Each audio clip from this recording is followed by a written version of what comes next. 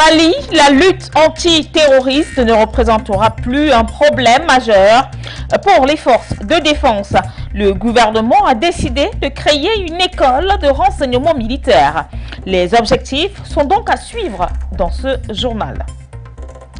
En République démocratique du Congo, le Raïs Joseph Kabila s'affirme de plus en plus pour l'échéance électorale qui arrive à grands pas. Fixé dans un peu plus d'un an, sa formation politique, le PPRD, ne lésine sur aucune occasion pour reprendre les affaires dans le pays. Mesdames, Messieurs, bonsoir, bienvenue sur For You Télévision, bienvenue à cette édition du Grand Journal. Démarrons-le avec la République centrafricaine où justement, ce jour même, ce vendredi 19 août, au terme bien sûr du décret numéro 22-333, signé donc par le président de la République en date, on va le dire, du 17 août 2022, l'Assemblée nationale a donc été convoquée en session extraordinaire du 19 août au 2 septembre de l'année en cours, comme avec bien sûr ordre du jour exclusif, l'examen et l'adoption de la loi de finances rectificative 2022.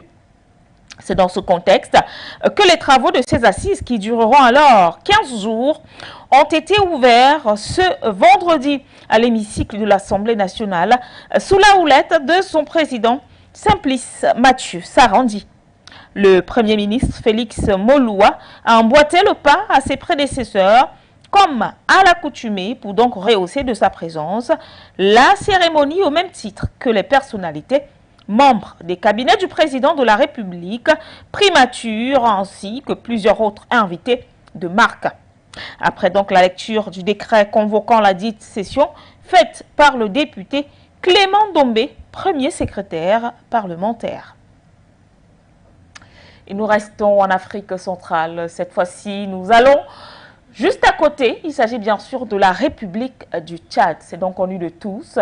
Le dialogue national inclusif, tant annoncé, va donc certainement se tenir demain, vente du côté bien sûr de N'Djamena, même si jusqu'ici des questions persistent. Par exemple, le dialogue de tous les dangers, c'est donc la question qui reste posée. Ceci après 5 mois de discussion avec les politico-militaires à Doha. Finalement donc, l'heure a sonné pour que se tienne sincèrement la grande messe nationale. Malheureusement, ce qui se fait entendre, ou encore qui se dessine, ou qui se laisse tout simplement entrevoir, c'est que c'est un dialogue qui pourrait donc traîner avec lui tous les dangers.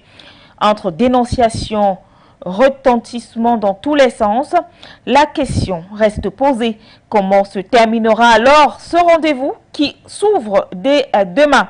Déjà parce que la coalition de la société civile et des actions citoyennes, Wakitama, a donc appelé les citoyens tchadiens sur l'ensemble du territoire à boycotter le dialogue dès son lancement au palais du 15 janvier. Wakitama estime que c'est un dialogue vide de son sens parce qu'il n'est pas consensuel. Wakitama a également annoncé une marche déjà pour ce 19 août et une désobéissance civique nationale. Les thématiques distribuées donc par le comité de l'organisation du dialogue national inclusif ne comportent pas des composantes importantes telles justement que la transition, la charte de transition également. Wakitama estime qu'il ne faut pas organiser le dialogue pour tromper à nouveau le peuple. Et donc, dans le milieu de la jeunesse, nombreux sont ceux qui dénoncent des exclusions, notamment 17 organisations des jeunes du Bata. Parmi les groupes rebelles, le mouvement du Madi ne sera pas présent aux assises. On parle là bien sûr du FACT. C'est également le cas du CCMSR, parti politique qui ne prendra donc pas part aux assises. Entre-temps, le PSF de Yaya Dillo et les transformateurs de succès Masra viennent donc ainsi à alourdir cette liste des réfractaires. En République démocratique du Congo, c'est vrai que l'élection présidentielle, c'est pour dans quelques mois, plus précisément au mois de décembre 2023, mais à plusieurs mois justement de cette échéance électorale. Il y a déjà l'ancien chef de l'État, le Raïs, Joseph Kabila et bien évidemment sa formation politique qui sont déjà au four et au moulin pour donc reconquérir le pouvoir du côté de la République démocratique du Congo. Et donc dans son QG, c'est donc l'enthousiasme qui occupe jusqu'ici une place de choix et l'esprit de la reconquête du pouvoir. Reportage. Scène politique a sonné pour l'ancien président Joseph Kabila. La famille politique du reste cherchait un second souffle. Les appétits de reprendre le gouvernail se font de plus voir, soit bras croisés ou déjà l'assiette en main. Chacun espère sans doute avoir droit à sa part. Surtout qu'après avoir dominé la scène politique pendant plus de 18 ans, la formation politique Parti du peuple pour la reconstruction de la démocratie de Joseph Kabila cherche aujourd'hui à rebondir après la perte de sa majorité à la fin de l'année de 2020 et le départ de nombre de ses cadres dans le camp du président Tshisekedi. La réunion du bureau politique qui s'est tenue le 31 mars sous l'égide du RAI avait donc valeur de nouveaux départs avec en ligne de mire l'organisation d'un congrès avec l'enjeu de la reconquête du pouvoir. Visiblement, son premier adversaire a échoué à la tête de l'État avec son union sacrée et justice et justifie le retard pris dans ses chantiers par l'échec de son alliance initiale avec le parti de son prédécesseur, Joseph Kabila. Ce pacte inattendu et quelque peu baroque avait volé un éclat de bouffe début 2021, 2 ans après l'élection de Fathi Félix-Antoine Tshisekedi. Lorsque ce dernier avait mis sur pied son union sacrée de la nation écartant de tous les leviers et notamment du Parlement, du Parti du peuple pour la reconstruction et la démocratie de l'ancien président Joseph Kabila. Et nous restons dans le sillage des échéances électorales. Et cette fois-ci, c'est du côté du Sénégal. C'est vrai que la nouvelle n'a pratiquement pas surpris, du moins des observateurs avertis ou encore les militants de ce jeune homme politique du côté du Sénégal. Il s'agit d'Ousmane Sonko qui donc par voie de presse a officialisé sa candidature. Mais il en a profité pour tirer donc à boulet rouge non seulement sur l'actuel président sénégalais Macky Sall, mais également sur la France. Et donc, arrivé 3e à la présidentielle en 2019, sa candidature est donc tombée au moment où justement peut-être les gens ne s'y attendaient pas. Mais c'était une candidature qui se laissait déjà entrevoir. Et donc, Macky Sall et la France semblent donc être les prochains combats de Ousmane Sonko, si jamais il parvient à devenir président du Sénégal. Reportage. Le principal opposant sénégalais, Ousmane Sonko, a officialisé jeudi sa candidature à la présidentielle de 2024.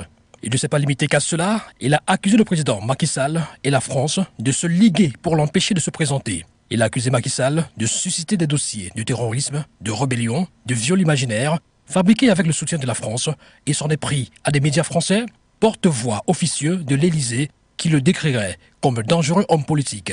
Ousmane Sonko estime que tout ce cirque, c'est parce que Macky Sall et la France redoutent son avènement que tous les jours, leur laboratoire tourne à plein régime en fabriquant énormément de complots. Leur objectif est de trouver un motif de condamnation pour empêcher sa candidature. Défenseur des valeurs religieuses et traditionnelles, tranchant par son âge avec une grande partie de la classe politique, à l'aise dans les médias, l'ancien inspecteur des impôts à la rapide ascension politique jouit d'une grande popularité parmi les jeunes dans une population dont plus de la moitié a moins de 20 ans. Des arguments qui font dire et croire à Ousmane Sonko qu'au Sénégal, personne que le PASTEF n'est mieux placé pour gagner.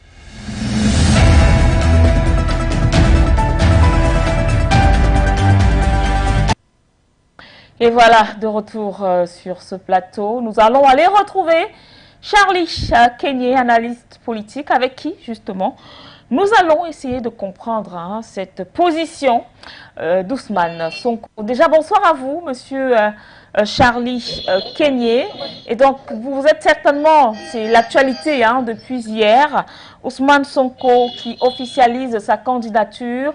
Mais ce n'est pas cette candidature qui intéresse les uns et les autres parce que c'était pratiquement une évidence. Ce qui intéresse davantage, c'est cet acharnement ou alors cette guerre ouverte qu'Ousmane Sonko lance à l'endroit du président Macky Sall, mais aussi de la France. Quelle analyse? Bien, bonjour déjà mademoiselle Linda Dedi, bonjour à vos millions, pour ne pas dire vos milliards de téléspectateurs. Eh bien, ce qu'on peut faire comprendre, ou alors ce qu'on devrait comprendre derrière cette actualité déjà, on peut la lire sous deux angles. La première, c'est que lorsqu'on est panafricain et qu'on est fier justement de ce vent panafricaniste qui souffle du côté du Sénégal, on ne peut qu'être admiratif de la personne d'Ousmane Sonko. Il faut rappeler clairement que ces propos sont en étroite ligne avec ce que nous savons, ce que nous connaissons, de par les schémas qui ont été ceux de la France-Afrique sur le territoire africain, mais également de cette francophilie dont le président Macky Sall a toujours fait montre envers l'ancienne métropole ou alors l'ancienne puissance colonisatrice qu'est la France. Mais lorsqu'on prend un regard un peu critique et qu'on observe les choses de loin, on comprend très bien que le président ou alors le candidat Ousmane Sonko est un peu dans une logique populiste. Parce que rappelons très bien que tout démontre ou alors tout laisse croire qu'il reste et demeure le véritable challenger de Macky Sall. Parce que l'histoire politique du Sénégal nous enseigne que celui qui a toujours eu à gagner la mairie des Ziguinchor a toujours été le véritable challenger lors des élections présidentielles. Et nous savons très bien que de ce côté-là, en 2024, il y aura véritablement élection présidentielle. Le doute était justement sur le fait de la candidature du candidat Ousmane Sonko. Et aujourd'hui, cette candidature a été validée. Donc, véritablement, celui-ci ira aux élections en 2024 contre son challenger à la personne du président actuel, le président Macky Sall. Mais est-ce que véritablement Ousmane Sonko logique ou alors s'inscrit véritablement dans le schéma ou alors le discours de nos pères fondateurs panafricanistes? Voilà la véritable problématique. S'il est vrai que quelque part Ousmane Sonko a un discours un peu populiste parce que les émotions également ne doivent pas nous détacher des réalités. Oui. Ousmane Sonko a un discours un peu populiste, ça il faut le remarquer. Et selon un certain nombre de mes sources qui sont très bien introduites, que ce soit du côté du Sénégal ou même encore du côté du Quai d'Orsay, on n'est pas très sûr véritablement que le discours qui est porté par Ousmane Sonko est celui qui véritablement sied à sa vision pour le Sénégal. Parce que, je tiens à vous rappeler que Ousmane Sonko également tient un contexte très particulier. Nous sommes dans un contexte où la jeunesse panafricaine, rappelons que le Sénégal, pratiquement plus de la moitié de la population sénégalaise a moins de 20 ans, donc vous comprenez que c'est une population très jeune. Et on dit très bien selon un certain nombre de statistiques que la plupart de la jeunesse africaine, de la jeunesse panafricaine, ne voudrait plus avoir à la tête des États des présidents qui n'ont pas un programme politique de nature à véritablement porter les couleurs du continent, c'est-à-dire un programme politique panafricain. Et Ousmane Sonko, voyant très bien ce qui est en train de se passer avec le Mali, observant très bien ce qui est en train de se passer avec la Guinée-Conakry, comprend que l'heure est en train de tourner et véritablement, il joue à travers ces paramètres-là pour justement mettre haut le discours panafricaniste. Parce que quand on voit comment il accuse ouvertement le président Macky Sall, que l'on sait très bien qu'il est un francophile, à côté de ça, il pointe du doigt la France, que l'on sait très bien les véritables schémas qui ont été mis par la France pour justement croire aux populations panafricaines qu'il y aurait un semblant de démocratie du côté du Sénégal, alors qu'en réalité, ceux qui arrivent au pouvoir sont ceux qui ont été justement cooptés de très haut par le renseignement français, par le Quai d'Orsay français. Ousmane Sonko justement porte un discours de nature à fédérer autour de lui un ensemble de personnes qui justement voient en lui un sauveur pour les peuples africains. Mais s'il est vrai également qu'on pourrait, ou alors qu'on devrait peut-être douter sur ce discours populiste d'Ousmane Sonko, il est tout aussi vrai qu'on a été un peu plus sceptique lorsque le président Mamadou Doumbouya est arrivé au pouvoir. Mais quelque part aujourd'hui, l'ensemble des actes qu'il pose sont de nature à nous rassurer sur sa logique ou alors sur son schéma, sur son trajet panafricaniste. Donc, quelque part également, on a l'obligation d'accorder à Ousmane Sonko le bénéfice du doute et de pouvoir le juger sur les faits, justement, après que celui-ci, par la grâce de Dieu, peut-être par l'ensemble des jeunes du côté du Sénégal, arrivera au pouvoir en 2024. Mais je me serais attendu à ce que vous dites peut-être également par la puissance des grands marabouts sénégalais. Alors, non, vous savez, c'est une logique au Sénégal, c'est pas nouveau, on le sait tous. En parlant justement de... Bon, c'est pas seulement le Sénégal. Voilà. En Afrique de l'Ouest, c'est une réalité. C'est-à-dire que ce soit le Sénégal, je me rappelle en 2016, quand j'étais à Bamako, ouais. La logique des grands marabouts, c'est une logique qui est connue en Afrique de l'Ouest et qui est même très respectée. Mais il faut également faire savoir que les mentalités ont évolué. C'est-à-dire que s'il est vrai que ces marabouts, alors que ces hommes de Dieu, parce que la religion a également une part très importante dans la société civile, que ce soit sénégalaise ou même encore malienne et même togolaise, dans la plupart des États de la région, il faut également rappeler que les consciences ont beaucoup évolué. Les populations, au-delà des jeux, sont conscientes des enjeux. Donc, si véritablement les marabouts ne s'inscrivent pas dans la logique des enjeux, à savoir défendre les intérêts du peuple sénégalais, je peux vous rassurer que les populations, justement, n'iront pas voter Ousmane Sonko. Et le discours que porte Ousmane Sonko, je dis, qui est un discours panafricaniste, qui est un discours de nature, justement, à fédérer les forces vives de la nation sénégalaise autour de sa personne. Vous avez vu à travers les échéances électorales, les municipales et les législatives qui sont passées récemment, on a vu très bien que le parti qui a été porté, l'opposition portée par Ousmane Sonko, a véritablement raflé un certain nombre de sièges, de nature véritablement à confirmer sa position de leader de l'opposition du côté du Sénégal. Mais cela se fait justement par, c'est dit, par prise de position qui confirme la jeunesse panafricaine, la jeunesse africaine, qu'il est véritablement dans la logique de nos pères fondateurs, à savoir redorer l'image et le blason du continent africain et du Sénégal en particulier. Merci beaucoup à vous, Charlie Kenyech. Merci de nous avoir accordé ces quelques petites minutes. Le grand journal sur Forio Télévision se poursuit, pas loin du Sénégal cette fois-ci. Du côté du Mali, comme annoncé en titre, justement, le Mali est déterminé à barrer la route à l'insécurité. Outre donc les apports extérieurs, notamment ceux de la Russie, les autorités maliennes ont donc opté de la création d'une école de renseignement militaire, assurant donc la pérennité de la fonction du Conseil, la fonction justement des renseignements. C'était donc à l'issue du Conseil des ministres tenu donc le mercredi 17 août. Plusieurs rapports de différents ministères sont passés au peigne fin du Conseil des ministres. Sur le rapport du ministre de la Défense et des anciens combattants, le Conseil des ministres a adopté un projet de décret fixant l'organisation et les modalités de fonctionnement de la direction de la sécurité militaire. Et c'est par voie de communiqué que la nouvelle a été actée, en rappelant que la direction de la sécurité militaire a été créée par la loi numéro 95-038 du 20 avril 1995, avec pour mission d'élaborer et de mettre en œuvre les éléments de la politique nationale en matière de renseignement militaire et dont la restructuration en cours des forces armées a révélé l'impérieuse nécessité de relire le décret fixant son organisation et ses modalités de fonctionnement. En effet, le projet de décret adopté apporte des innovations, parmi lesquelles la mise en place de sous-directions chargées des ressources humaines, du renseignement militaire, de la contre-ingérence, de l'analyse documentation des finances et logistiques et la mise en place d'une structure en charge de la coopération avec les services étrangers dans le cadre d'un partenariat transaérien de lutte contre le terrorisme. À cela s'ajoute la création d'une école de renseignement assurant la pérennité de la fonction renseignement et la séparation des domaines du renseignement d'intérêt militaire et de la contre-ingérence. L'annonce de la création d'une école de renseignement intervient au lendemain du courrier adressé à l'ONU par le chef de la diplomatie malienne. Dans sa note, le diplomate Abdoulaye Diop, qui demande une réunion urgente du Conseil de sécurité sur la situation de son pays, accuse la France de soutenir militairement les terroristes au Mali. Cette nouvelle organisation permettra, selon les autorités militaires maliennes, de mieux coordonner les activités de renseignement avec les forces armées et de sécurité ainsi que les corps paramilitaires et de répondre aux défis sécuritaires. Et nous parlons de toute autre chose à présent dans ce grand journal. Il s'agit de l'actualité du côté du Burundi et parler justement des relations de coopération entre le Burundi et le Japon.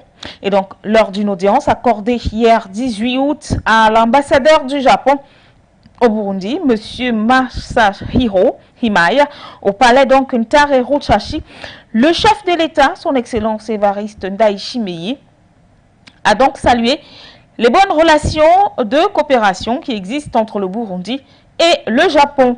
Pour preuve, le Japon appuie donc le Burundi dans différents domaines socio-économiques. Le chef de l'État a donc tenu à informer son invité sur les projets prioritaires en cours d'exécution au Burundi, notamment la réhabilitation des routes, le projet d'adduction d'eau potable dans tout le pays, ainsi que la construction d'un centre d'enseignement professionnel à Karusi. Prenant la parole, l'ambassadeur du Japon, pour sa part, a annoncé que son gouvernement compte octroyer au gouvernement du Burundi un don de riche d'une valeur de 4,5 milliards. L'ambassadeur Masahiro Himai a par ailleurs fait savoir que son gouvernement entend multiplier ses appuis au Burundi dans le domaine agricole par la construction d'un hangar de stockage des aliments, initié un projet également d'irrigation des terres cultivables, ériger une usine de polissage de riz et relancer le projet de construction du barrage de KGD. Il a souligné qu'il compte sur une étroite collaboration avec des autorités burundaises afin que ces projets soient donc menés à bon port. Hors du continent africain, à présent, on parle là du conflit russo-ukrainien avec bien sûr les craintes nucléaires qui dominent donc, on va le dire, la visite de l'ONU du côté de l'Ukraine. Et donc Antonio Guterres, il faut le dire, s'est donc rendu ce jour même, 20 août, au centre de coordination conjoint à Istanbul. C'était dans le cadre d'un accord historique pour superviser l'évacuation des céréales d'Ukraine.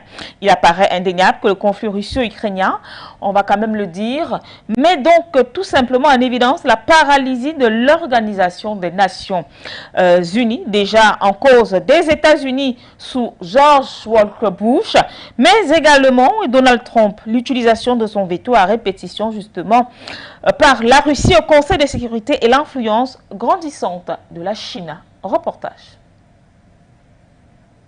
Antonio Guterres a déclaré que la centrale nucléaire ukrainienne occupée par la Russie à Zaporizhzhia devrait être démilitarisée. Un appel royalement rejeté par Moscou.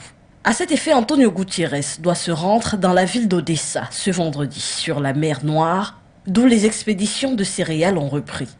Déjà jeudi, le secrétaire général de l'ONU, Antonio Guterres, s'est dit préoccupé par la situation autour de l'installation nucléaire plus tôt jeudi. Lors de sa rencontre avec le dirigeant ukrainien Vladimir Zelensky et le président turc Recep Tayyip Erdogan à Lviv. Alors qu'il n'a pas blâmé l'une ou l'autre des parties, Guterres a une fois de plus appelé à démilitariser la zone, insistant sur le fait qu'un accord était nécessaire de toute urgence pour rétablir Zaporizhzhia comme une infrastructure purement civile pour assurer la sécurité de l'usine. Le bon sens doit prévaloir pour éviter toute action qui pourrait mettre en danger l'intégrité physique, la sûreté ou la sécurité de la centrale nucléaire, a déclaré le chef de l'ONU, ajoutant que l'installation ne doit pas être utilisée dans le cadre d'une opération militaire et que tout dommage à la plainte serait un suicide. Moscou a appelé à plusieurs reprises à une mission de l'Agence internationale de l'énergie atomique, AIEA, dans la centrale, ce qui, selon Guterres, ne pourrait avoir lieu qu'avec l'approbation de Kiev. Zelensky a réitéré jeudi qu'une telle mission ne peut avoir lieu que via le territoire contrôlé par Kiev, tout en appelant à un retrait immédiat et inconditionnel des forces russes pour la zone. Le ministère russe de la Défense a également averti jeudi matin que l'Ukraine pourrait mener des frappes d'artillerie sur la centrale nucléaire de Zaporizhzhia au lieu de la visite de Guterres et d'Erdogan, puis accusé Moscou d'avoir provoqué une catastrophe sur le site. Les services de renseignement militaires ukrainiens ont répondu en disant que Les forces russes pourraient organiser une provocation nucléaire sur le territoire qu'elles contrôlent. Nous refermons cette édition du Grand Journal sur For You Télévision. Merci de l'avoir suivi. Excellent début de week-end. Bonsoir.